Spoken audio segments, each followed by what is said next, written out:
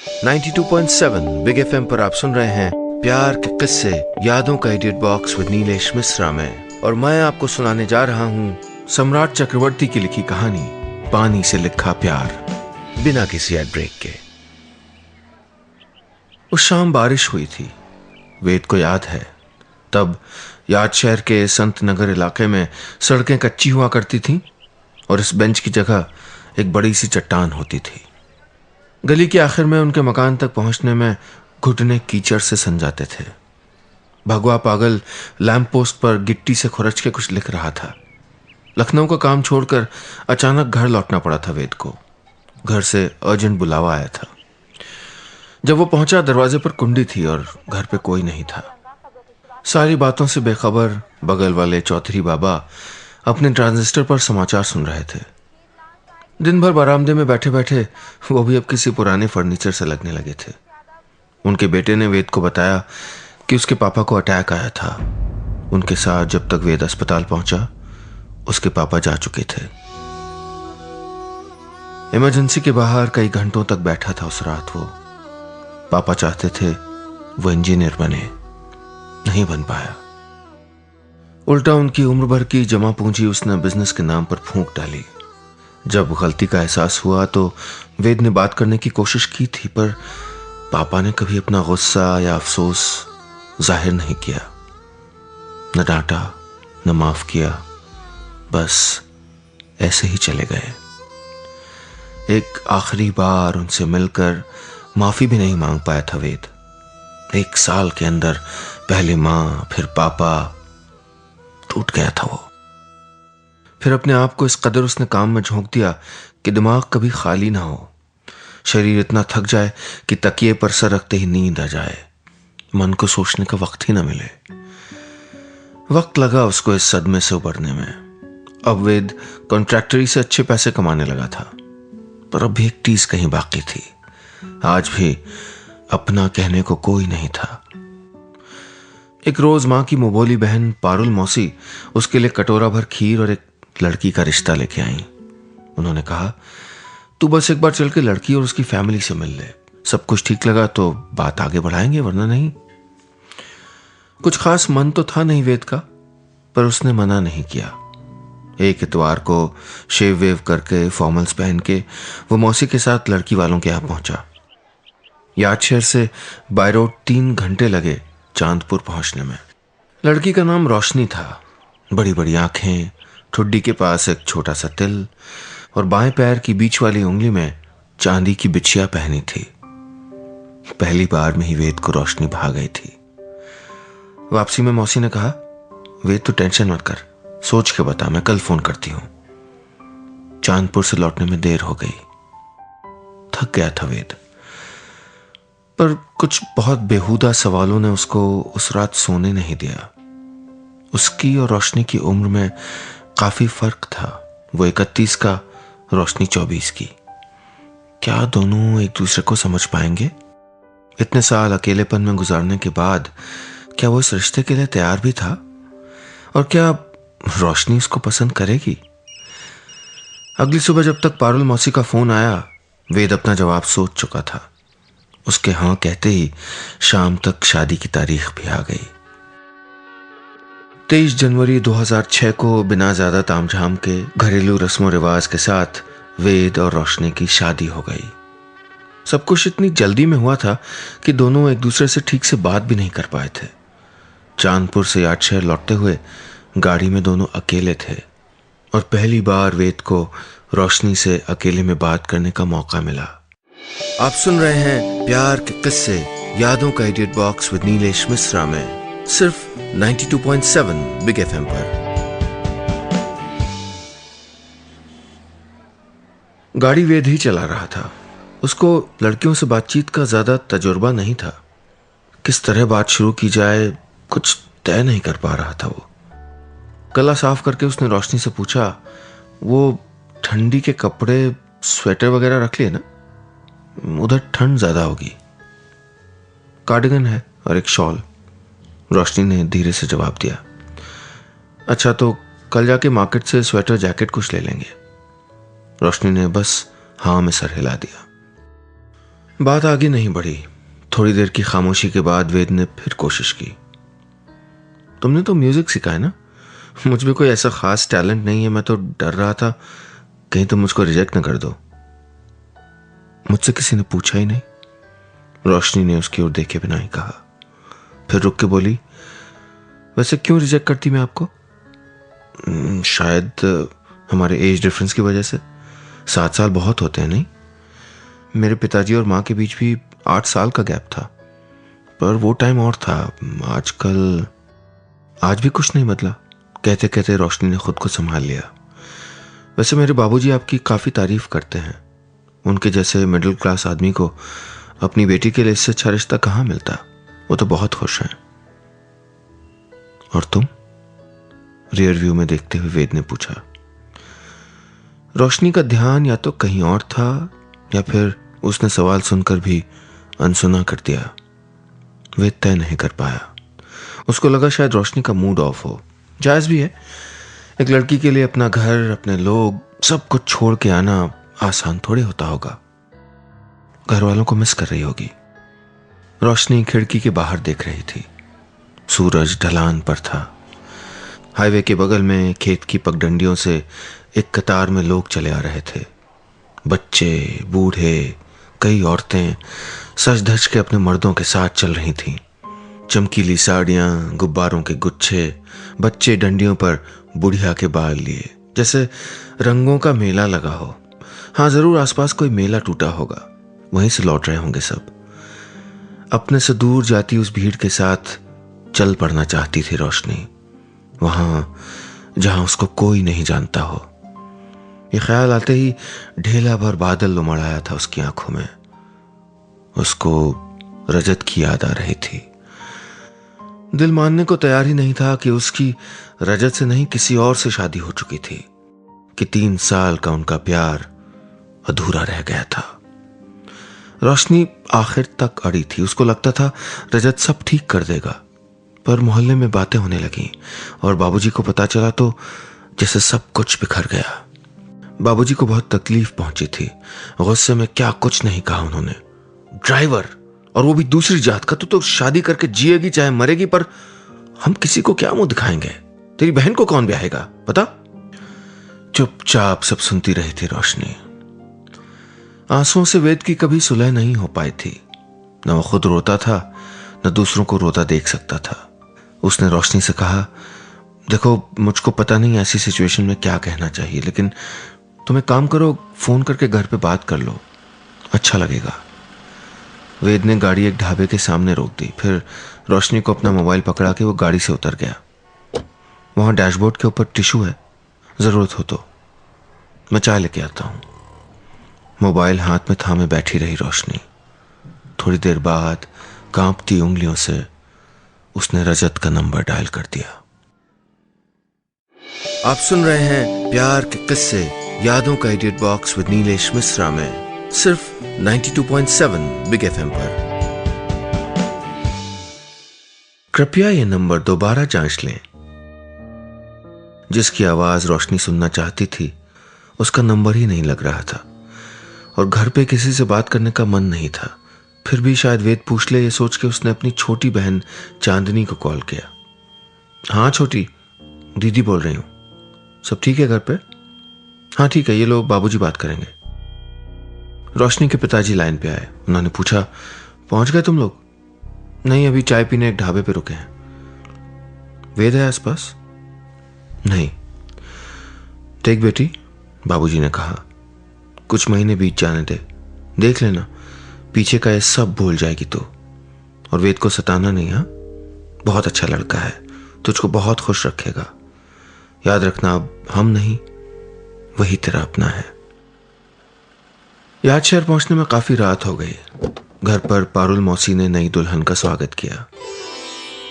आरती उतारना, चौखट पर रखे चावल के घड़े को पैर की चोट से गिराना, और फिर जल्दी जल्दी में 2-4 और रस्म करवाने के बाद दोनों को कमरे में भेजकर मौसी चली गई। कोट उतारते हुए वेद ने रोशनी से पूछा, भूख लगी है ना, क्या ऑर्डर करूं? ड्रेसिंग टेबल के सामने बैठकर नकली जूड़ा निकाल रही थी रोशनी। दांतों के बीच हेयर क्लिप्स पकड़ा हुआ था उसने। उसी तरह बोली, कुछ भी। अच्छा, चाइनीज मिलता है कहीं आसपास? हाँ, यहीं संतनगर चौक पे, अभी फ़ोन करता हूँ। अच्छा, वहाँ अलमारी के बगल में मेरी चप्पलें हैं, फ्लोर बहुत ठंडा है ना, तो खाली पैर रहना ठीक नहीं, मैं चेंज करके आता हूँ। दोनों के कपड़े बदलने तक खाना आ गया। खाना वाना खाकर वेद ने कहा, तुम थक गई हो तो अंदर जाके सो जाओ, मैं थोड़ी देर टीवी देख के यहीं हॉल में सो जाऊंगा। Good night. और वो किचन में सिंक के बगल में जो बोतलें हैं उनमें पीने का पानी है, अगर चाहिए तो। और हाँ, सुबह 7:30-8 बजे तक काम वाली मौसी आ जाएगी, तो तुम अंदर से कुंडी लगा लेना, वरना उसकी बकबक से तुम्हारी नींद खुल जाएगी। रोशनी कुछ देर तक वहीं खड़ी दाएं हाथ के अंगूठे से नेल पॉलिश खुरचती रही, फिर बोली, लेकिन आप आज के दिन ठंड में बाहर सोएंगे? अरे अभी तो हम मिले हैं, आपसे तुम तक भी ठीक से नहीं पहुंचे। वेद ने हंस के कहा, जल्दी क्या है, पहले बात कर लें, एक दूसरे को जान लें, दोस्ती हो जाए, फिर पति पत्नी वाला रोल भी निभा लेंगे। इतनी बात करने की आदत नहीं थी वेद को, वो खुद भी हैरान था, पर उसको अंदर से अच्छा महसूस हुआ, जैसे कुछ सही किया हो। अंदर रोशनी भी थोड़ा हैरान थी, 20 बहाने सोच के आई थी कि वेद से कहेगी मेरी तबीयत खराब है या मेरा व्रत चल रहा है, मैं बाहर सो जाती हूँ, वगैरह वगैरह। मतलब जितने फिल्मी आइडियाज हो सकते थे सब, पर जरूरत नहीं पड़ी। सही कहा था बाबूजी ने, अच्छा आदमी है वेद। रात आधी बीत चुकी थी, पर रोशनी की आंखों में नींद की जगह उस रात के कुछ टुकड़े थे जब वो आखिरी बार रजत से मिलने गई थी। रजत ने उससे सीधा सीधा पूछा था, घर से भाग सकती हो मेरे साथ? आंसू तो जैसे थमते ही नहीं थे, बात कैसे करती। रोशनी ने सर हिलाकर ना कहा। तो फिर ये शादी कर लो रोशनी, सब खुश रहेंगे, कुछ टाइम में सब कुछ नॉर्मल हो जाएगा, कह के चला गया था रजत। एक जोड़ी सूजी हुई लाल आंखें और हिचकियों को दुपट्टे से ढांपकर उस रात घर लौटी थी रोशनी। आप सुन रहे हैं प्यार के किस्से, यादों का edit box with Nilesh Mishra में, सिर्फ 92.7 बिग एफएम पर। शादी को 1 महीना हो गया था। अपने अतीत को, रजत को भुलाकर वेद के साथ जिंदगी को नए सिरे से शुरू करने की कोशिश कर रही थी वो, पर इतना आसान नहीं था।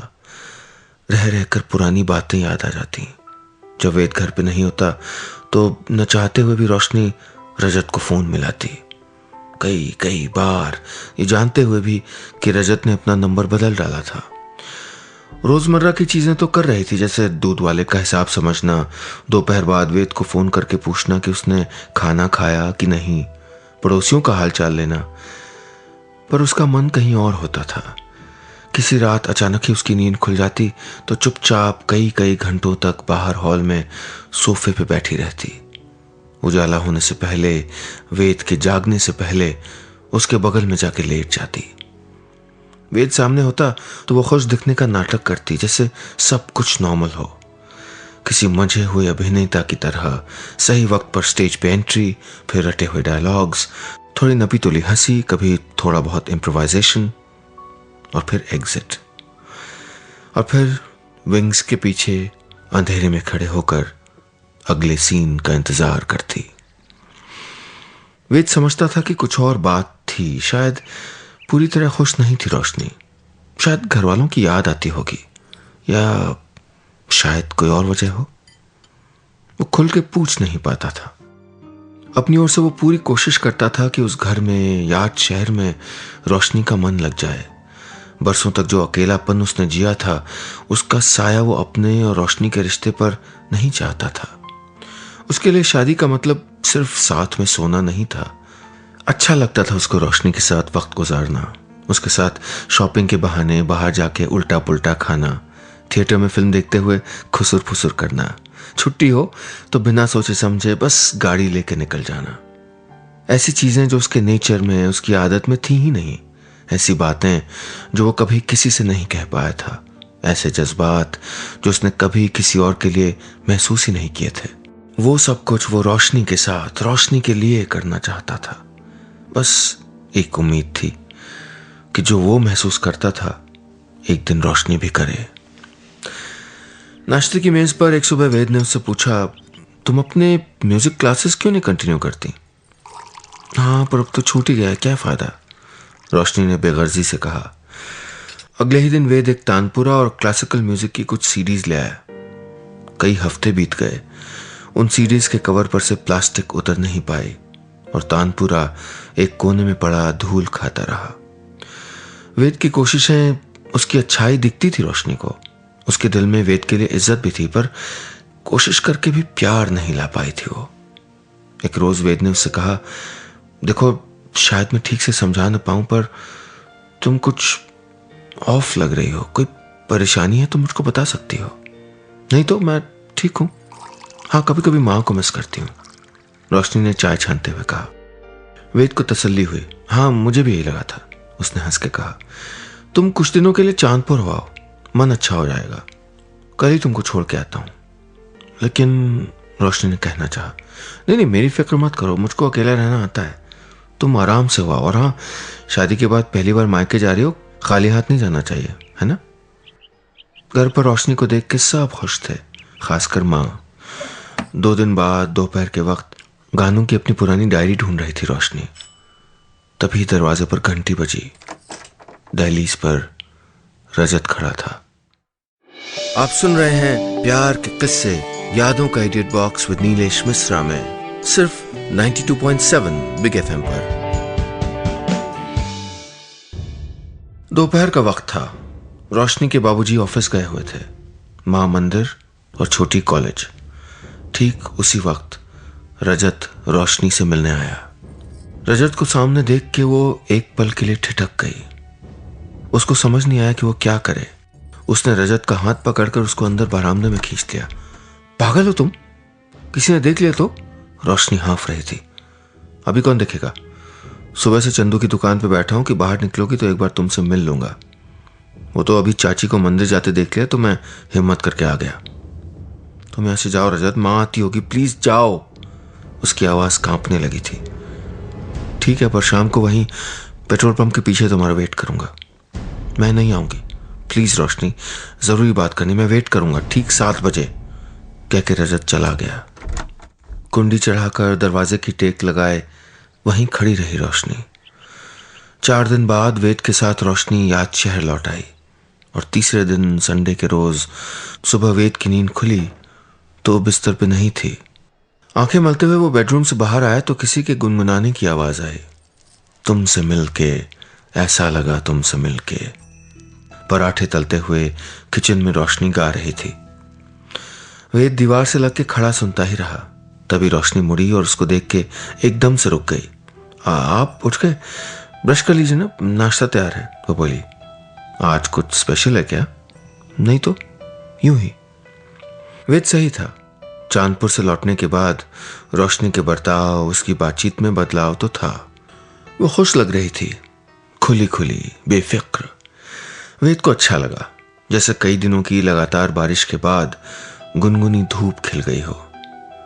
उसको पता नहीं था कि चांदपुर में बिताए 7 दिनों में रोशनी 4 बार रजत से मिल चुकी थी। उस रोज जब वो पेट्रोल पंप के पीछे पहुंची, रात के 8 बज चुके थे।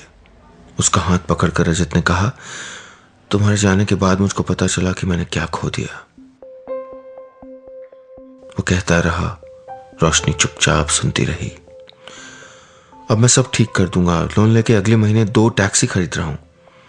रोशनी 3-4 महीने का टाइम देता मुझको, फिर तुमको डिवोर्स मिलते ही हम शादी कर लेंगे। रजत का हाथ छुड़ाकर घर लौट आई थी वो। क्यों कह रहा था वो सब?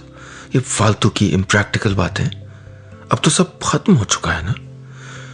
सबको जानते हुए भी रजत से दूसरे दिन फिर मिलने गई थी वो। फिर तीसरे दिन आखिर उसके दिल ने मान लिया कि उसको तो वही चाहिए था, रजत का प्यार। रजत ने उससे वादा भी तो किया था, कहा था मैं सब संभाल लूंगा। जब तक इधर लोन वाला मामला सेटल होता है तुम अपने पति के साथ अच्छे से रहो, ठीक है? मैं तुमसे मिलने आया करूंगा रोशनी। 3 महीने बाद की बात है, शायद उस दिन गुरु पूर्णिमा थी। वेद का लखनऊ का काम निपट गया था, सो एक दिन पहले ही याद शहर लौट आया। रोशनी के लिए चिकन की साड़ी और एक जोड़ी कंगन लाया था वहां से। लिविंग रूम खाली देखकर वेद को लगा शायद रोशनी पारुल मौसी के यहाँ गई होगी। उसने सोचा साड़ी और कंगन बेड पे सजा के रख देगा, रोशनी आएगी तो उसके लिए अच्छा सरप्राइज होगा। वो बेडरूम का दरवाजा खोलने ही वाला था कि अंदर से रोशनी की आवाज आई, धीमी मध्यम, किसी से कुछ कह रही थी, शायद फोन पर नहीं। वेद को फिर किसी की फुसफुसाहट सुनाई दी, किसी आदमी की। फिर एक ताल में बजती चूड़ियों की खन खन और दबी टूटी फूटी सी आवाजें। बंद दरवाजे के इस पार हाथ में साड़ी का पैकेट और कंगन का बॉक्स पकड़े वेद खड़ा रहा। उसके कदम जैसे फर्श पर जम गए थे। आप सुन रहे हैं प्यार के किस्से यादों का edit box with Nilesh Mishra में, सिर्फ 92.7 बिग एफएम पर।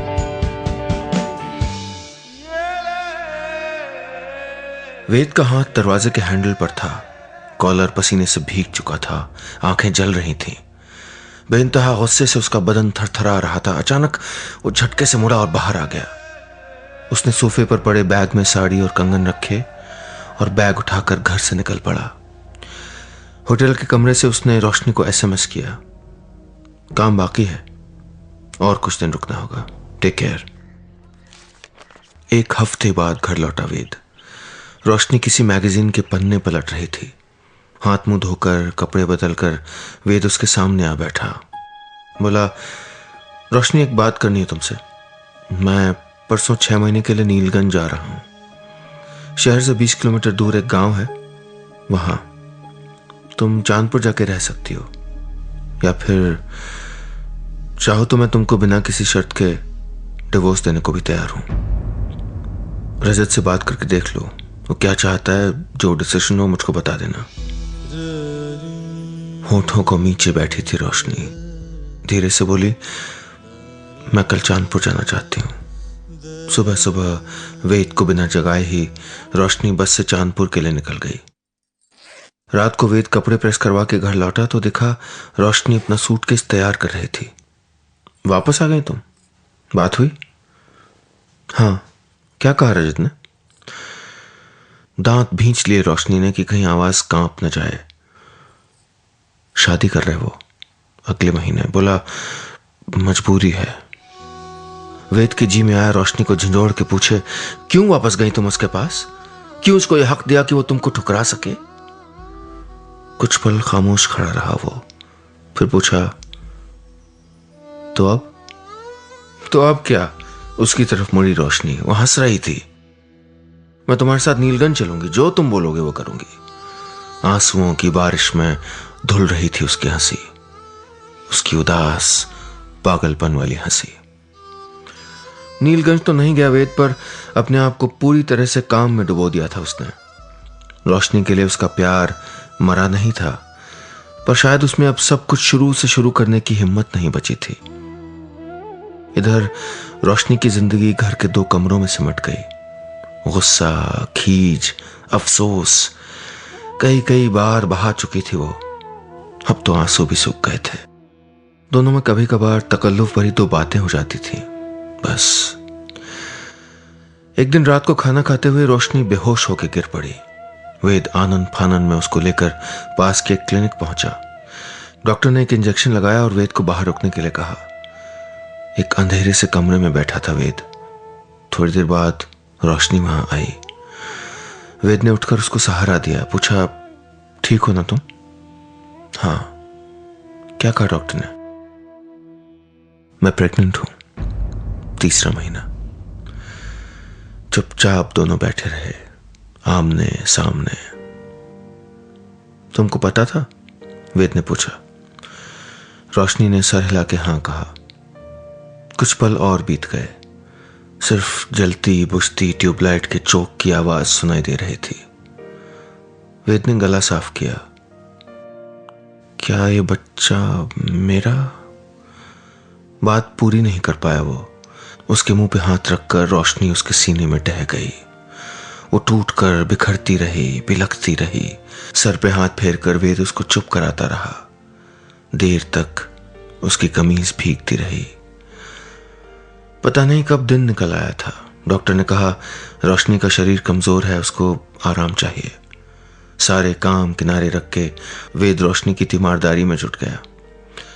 4 महीने बाद रोशनी को दोबारा अस्पताल में एडमिट कराना पड़ा।